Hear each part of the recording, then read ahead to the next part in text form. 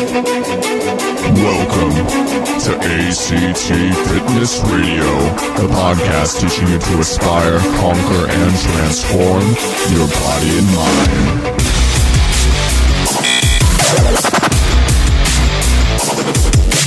Here's your host, Adam Castro.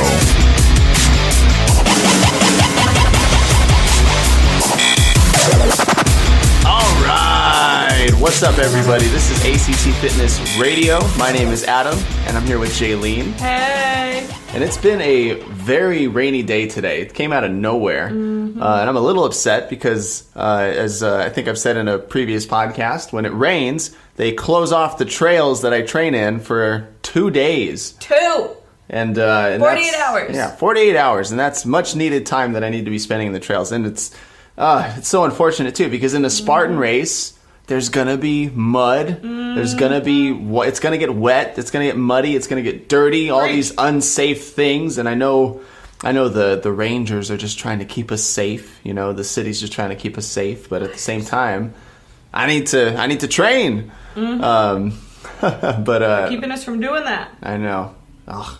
People can't just stay safe on their own now. You know, we need to do things like wear seatbelts when we drive and. I'm just kidding. Well, so with that, you know, it is upsetting because I've actually been building a lot of good momentum this week with my running. When I first started training for this Spartan race, my pace was about an average of 8 minutes and 30 seconds per mile in the trails, and I can run a good 6-minute mile if I'm pushing myself.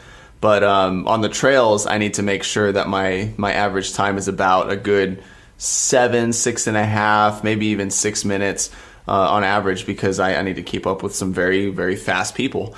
And when I started, it was about 8.5 minutes per mile in my average pace. And I learned a very cool trick that I'll share with you, because normally what I think most people will do is that when they go running, they'll listen to music.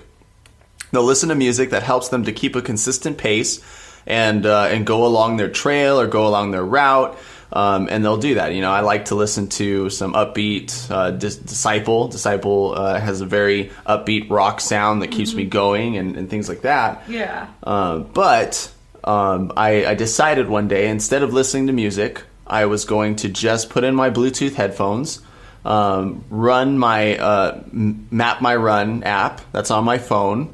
And instead of having any music on, I was just going to set the updates to allow it to feed me information about my run every 0.1 mile.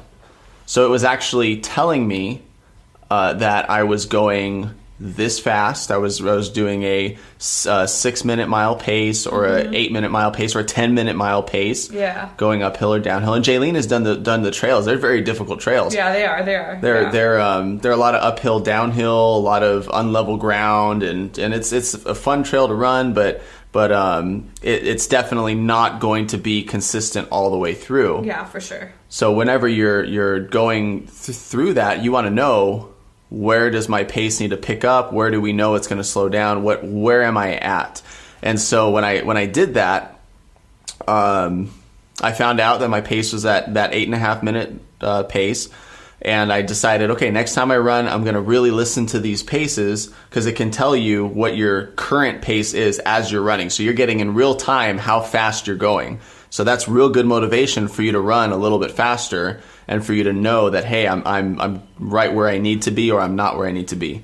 And so the next time I ran, and this will be our workout of the week section here, going and leading it off. For me, at least, my workout of the week was this 2-mile run where I was listening to that pace, and I ended up with a 6:58 minute mile pace. So just by me knowing how fast I was going, it allowed me to be able to run faster and keep track of that, so that I was achieving my goal and just keeping a very fast pace. Yeah, and not to say that the trails that we run are going to be in any way identical to what you'll do for the Spartan races, but it's nice to listen to those, because then you can pretty much mimic exactly what you're doing onto the Spartan races. Yeah. There's running on a treadmill, running on the street. It definitely helps you to get better at running, but it's really unfortunate that it's not exactly what you'll be experiencing in the Spartan race. It's going to be a lot of hills, a lot of trails. You really do have to. I know when we first started trail running together, one of the things I would tell you is you're going to have to decide if you feel confident enough to look forward as you run, or if you have to look down. Right. And looking down, because you have to be able to see, am I going to step on a rock here? Is this ground level? Is it soft ground? Is it hard ground? Do I land on my toe? Do I land on my heel? There's very quick thinking reactions that you have to have as you're running on the trails that you just don't get when you're on a treadmill. It's true. Yeah. Like if you were to tell me those things on a treadmill, it would just not be the same. You telling me those things. And I don't even just mean running outside. Literally running through a trail made all of the difference. And being able to apply those things while trail running is so different than if I were to do that just running, outside on the ground or on a treadmill. But for me, when I run, it's better for me to kind of zone out. Obviously, still be aware of my body and where I'm going and what I'm doing. But just enough, not too much. It's better for me to zone out and to look at the ground. Sometimes I'll look at where I'm going for a quick second to know that, okay, that's where I got to get to. But other times, it's better for me to just drop my face and keep going forward. So my favorite workout of this week was also running. Awesome. On the trails or in the gym? Oh, definitely on the trails. Awesome. Yeah, definitely on the trails. I think I'm getting better at running uphill. It's a bitch to do, but I think I'm getting better at it, so it's nice. Yeah. I've neglected low key, or I guess high key since I'm announcing it. I've neglected some of my workouts in the gym, so that will not be the case next week. As soon as I get back in it, I'll have a more favorable workout to tell. Yeah, and we said in the last podcast too, Jaylene wasn't feeling 100% because I was sharing my flu-ness with her and and she was able to build up to doing what she did this week, which is great. Going back to and we were still keeping up with rock climbing at the same time too, so that's been a lot of fun. Yeah. Going back to what you're saying about like the difference between overthinking and then just kind of going on autopilot, putting your face down and just zoning out and doing the work. I think that's a huge difference between you and I, because even when we rock climb, there's this idea that sometimes overthinking can keep you from performing an obstacle like rock climbing. Oh, totally. Can keep you from just continuing on the path while running. Yeah. And unfortunately, I am totally an overthinker. I remember being on a rock climbing route and you were saying like just don't think, just do it. Just do it. And I'm like, I can't not think. I got and there's something to say about that. Like there's a difference when you are not on the route, when you're not on the rock and you're stepping back and you're thinking about what you want to do and where you want to go and where you want to put your foot and where you may want to place your hands and things like that. That's different than when you're just going up there and doing it and then having to think about it while you're already up there. Because if you spend too much time thinking, at least for me, I'm not speaking for everybody, but for myself, if I spend too much time thinking while I'm up there on those rocks, I'm fatiguing my hands, my legs, I'm fatiguing my arms, just everything. So sometimes I think, that's just why I say that. Sometimes I think it's better to just do it. No, and you're right. I mean, you're absolutely right. There's definitely, there are times when you do have to think, like you You have to know how far that next handhold is on the rock climbing. Absolutely. You have to know what kind of ground you're stepping on. But Totally. I think the times that I'm pushing myself the most when I do run, especially, is when I'm at that point where I want to give up. I'm telling myself, do I really need to keep running right here? Have I done enough? Do I really need to push that hard? And when that time does happen, and I start reasoning with myself whether I should keep going or stop, I close my eyes and I will just go. I will close my eyes. I won't even look at where I'm going, and I'll just go. I'll just let my body just keep moving at the pace that it's moving. Yeah. And I usually end up continuing on doing that. I have to open my eyes eventually, because I open my eyes and I'm at the edge of the trail. I hope I got to get back on track. But there is something to be said of don't let your overthinking keep you from accomplishing your goal, and don't let your overthinking keep you from performing well. Yeah, absolutely. I in some way I wish I were more. Not more like an overthinker, but just I wish that I would think more while I'm running and things like that. But I don't, because the second I let my mind in, it's done. I start telling myself, you can't do it, you're tired, you're breathing really heavy, aren't you scared? Stop, don't. Don't do it. So if I just be, right? Just be while I'm running.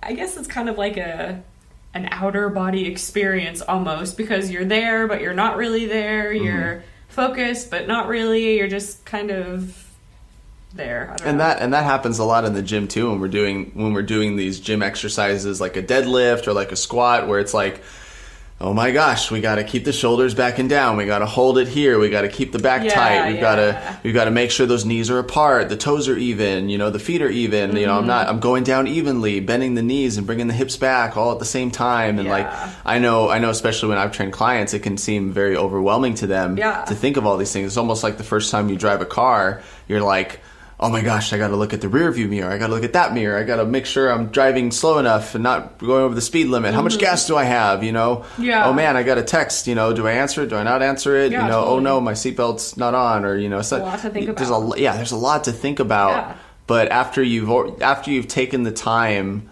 to get those things individually down, you keep going with the frequency, you practice and practice and practice, it becomes second nature. And at that point, to where it becomes second nature in these movements, especially like the deadlift and the squat, where you're not necessarily just squeezing one part of your body, you're squeezing a lot of parts of but you're squeezing your whole body, you're keeping your whole body engaged in this movement. You can go ahead and go on autopilot and not let all these little things overwhelm you, but just be engaged, tense up, trust in what you've worked on, and bring that weight up. So it's been really cool to see clients be able to create that second nature, and to help them when that second nature starts to fall apart, when they do miss those little things, and to bring it back to their remembrance. Yeah, because it's so important to not only have those little things down, but to also bring it all together for that big functional movement. I said, especially for those huge functional movements like a shoulder press or a deadlift or a squat, those movements that we go through each and every day, the functional training. And when I say functional, this is actually something I really wanted to talk about today, is just functional training. What is the definition of functional training? Because I feel like lately this generation of fitness has been centered a lot on functional fitness. That's where CrossFit has come in. CrossFit has been this functional training. And kettlebells say that they're giving you functional training. Like what does it mean to engage in functional training? Well, functional obviously means you're able to function. So what is going to help you to function in your everyday life?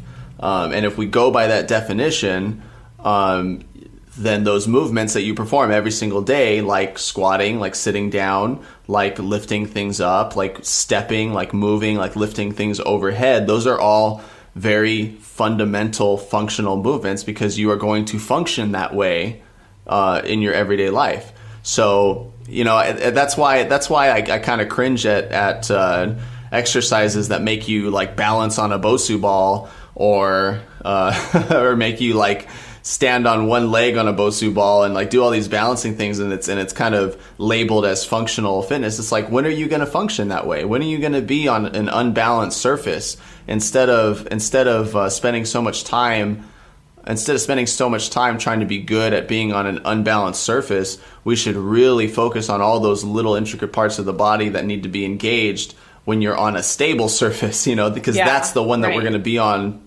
in the majority of our day. That's interesting that you say that. So I looked up the new Oxford dictionary definition of functional, and one of the definitions says, of or having a special activity, purpose, or task relating to the way in which something works or operates. But there's another definition that I think is exactly what you were saying: designed to be practical and useful rather than attractive. Wow.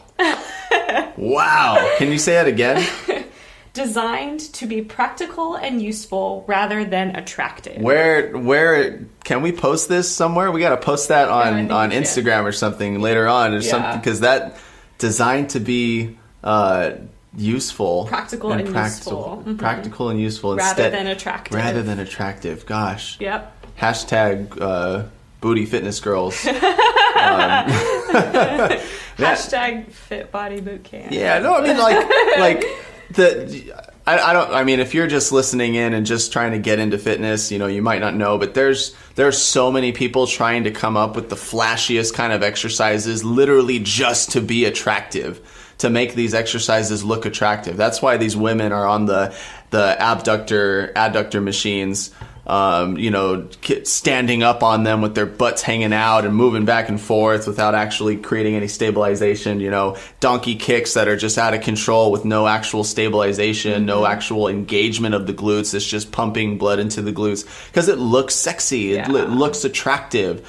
But again, what is the function? Is you lifting your legs up and down behind your body actually what you're going to be doing every single day? Yeah, probably not. And let's think about infants all the way to elderly people. It applies to, right? It applies to all ages, all ranges of life. So when we're, let's say, for example, we're taking an elderly person who is not functional and we want to make them functional, is it going to be better that they balance themselves on a Bosu ball, or is it going to be better that they can stand up and sit down and... Yeah. And it's good to know too, it's in all walks of life, all people, all animals, they all have to function, right? They all have to function, they have to function well. Does that mean that functional means everything for every single person? It will mean different things for different people. And I'll give you and just to defend myself here on that, because you'll get the people with the kettlebells and the people with the Bosu ball saying, well, no, this is functional training because it's teaching you to function with balance, and it's teaching you that. I'll give you, for instance, someone who is struggling to, like you said, stand up and sit down. A squat is going to be absolutely functional for them, right? It's going to be absolutely functional for them. Are ice skaters going to be functional for them? Probably not. Jumping from side to side, that's not something they really need to do to function. They don't need to do that to function well. However, a hockey player who does need to have those muscles engaged, who does need to function in that way every single time they're on the ice performing, then that exercise is specifically functional for them. Right. Is it functional for an elderly person to jump up as high as they can, to do a box jump, something like that? Mm-hmm. No, it's not necessarily functional because they don't have to do that to function well. But for a basketball player, absolutely, they need to work on that jump. They need to work on that power of coming up. But I would even say, just because I guess we can pretty much define any exercise that we want to as functional, but just because something is, quote, functional doesn't mean it's beneficial. Right. And that's why, too, you got to be careful of...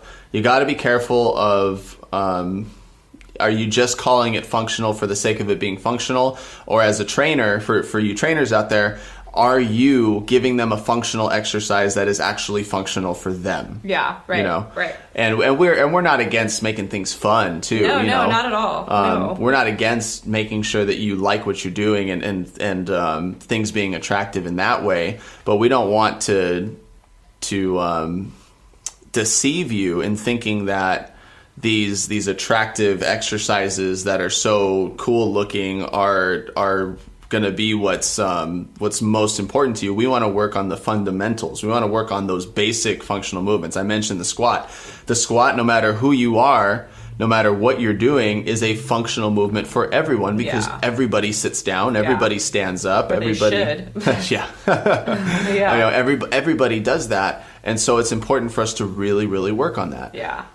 So when you're thinking of the definition of functional, you have to know what is your function? Like, what are you trying to do with your body? Mm-hmm. What is your goal? So think about that. I encourage you guys to think about that while you're working out and into your next workout, into, the next time you go to yoga or go on a hike or go to the gym or wherever it is that you're going for your physical activity. Think about that. Really take some time to think about what you're doing and how it may or may not be benefiting you, and if it's where you want to be right now. Yeah, something is always better than nothing. Yeah. So getting into the gym and just doing some basic fundamental workouts is great. But I've mentioned I run and I train for Spartan Race, and there's definitely some movements in there that are not your everyday average movements, like pulling on a rope and jumping over a wall and things like that you're not going to do every single day. Those specific exercises that will help me with those specific obstacles are functional for me. Those are functional for me. Right. And even though they may not be functional for other people, you then are faced with the decision, is it going to be beneficial for another client to do that? Because I've had clients do a rope pull on a sled.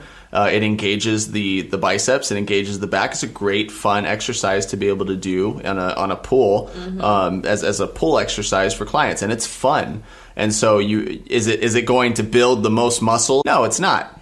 It's not. That's why it's not something I do all the time. Right. And so you've really got to focus on what is going to give you the most bang for your buck, in what your specific goal is. And especially think about those things, not only in regards to your goals, but in regards to imbalances, injuries, if you have scoliosis or not, especially with those types of things. Yeah. We mentioned, again, squat's like the king of all functional exercises, again, because we do it every day. But Jaylene may have to do a different squat than you do because she has scoliosis. Jaylene might have to modify her squat in a different way. And there's plenty of ways to do squats. But that also doesn't mean that you don't have to do it. That doesn't mean, just because I have scoliosis doesn't mean that I can't squat, period, or that I shouldn't squat, period. Because whether or not I have scoliosis, I still do sit down and get up, and I have to be able to move in that direction. Yeah. And you felt the difference between when you have spent time trying to find ways to squat, and then when you haven't, how difficult your mobility has been and how tight your muscles have been because you're not putting it in that range of motion. Oh yeah, completely. Yeah.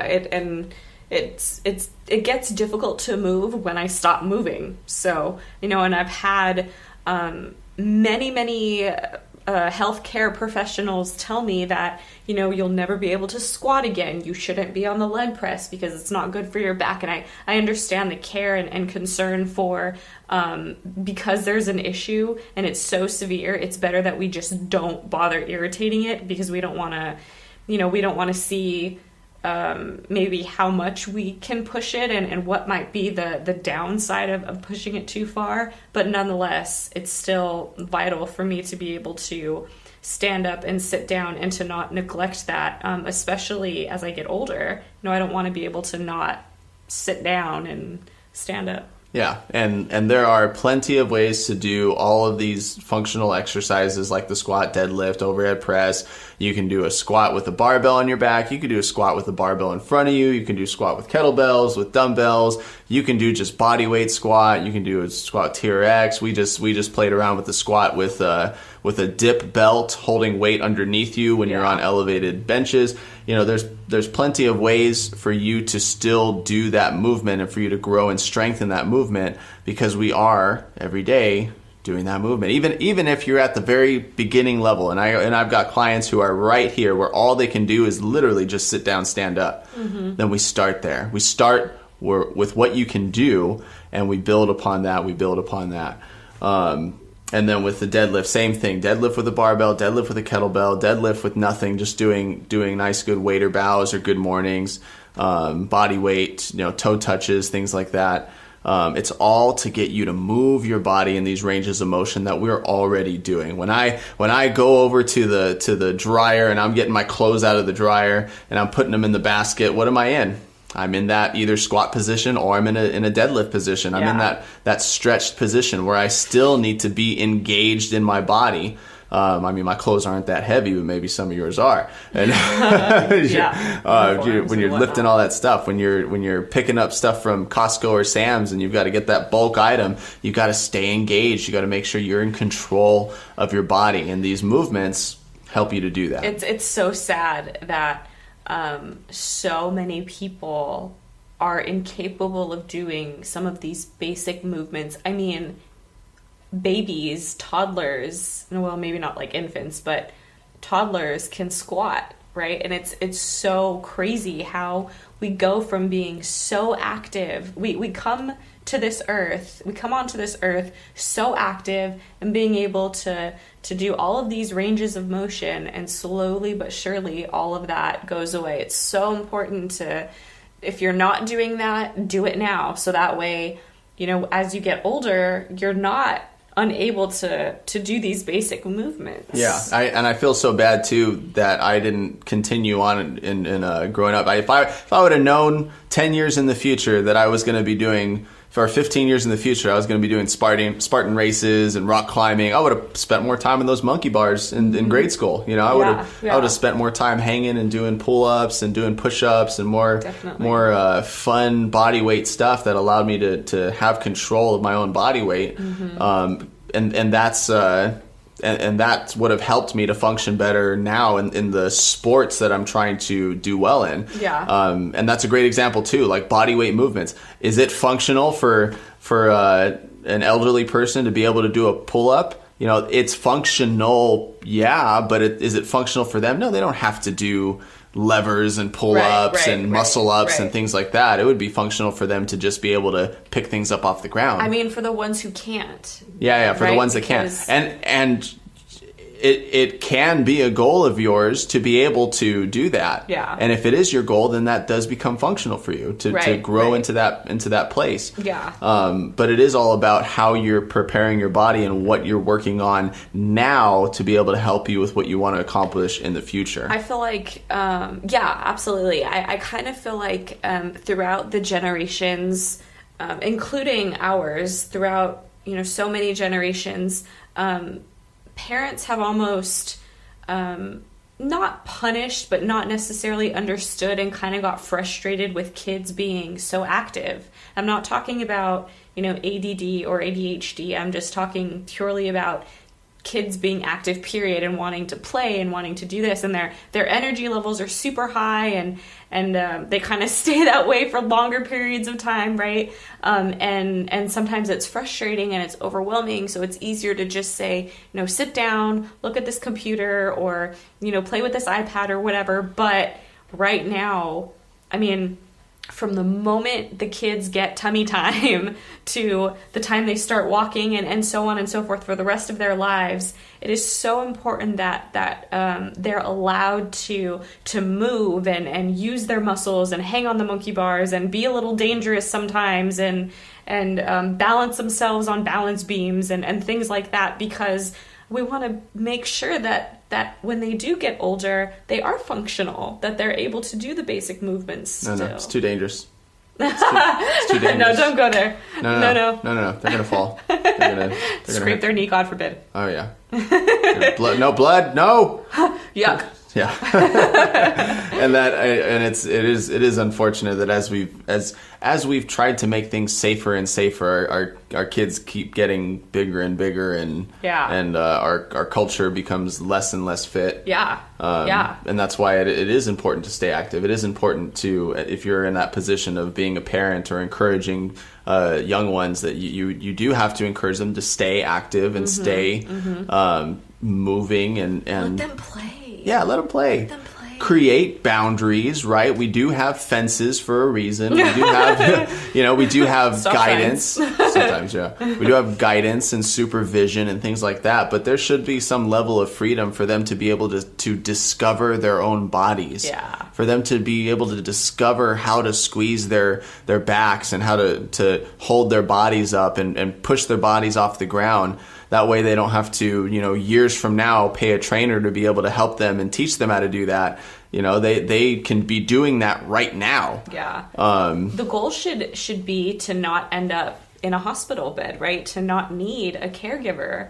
That should be the ultimate goal. And I feel like we should be encouraging our kids and our grandkids and, our brothers and sisters and whoever else. We should be encouraging people to not get there. We want to be able to fight the good fight as long as we can. Yeah, and to always be learning and to always be growing. Absolutely. And the really cool thing about the definition of functional is that definition gets to change. It does. The definition gets to change. If we mentioned about CrossFit, right? That I'm in this period of wanting to dabble a little bit more into CrossFit style training, and now there are new skills that I have to learn, and if I want to be functional at those skills, then I need to practice movements that will help me to function better in those skills. Yeah. And now there's a whole new list of exercises that have now become functional for me to perform in that sport. So for you, if there's certain skills that you have not acquired, if a pull-up is something you are unable to do right now and it's a skill you want to learn how to do, well, then let's start taking the steps to do that, and you'll get better and better. It may take a little while. It may take a long while, but that journey is worth taking for you to be able to learn that new skill and now have so many new things open to you. Yeah.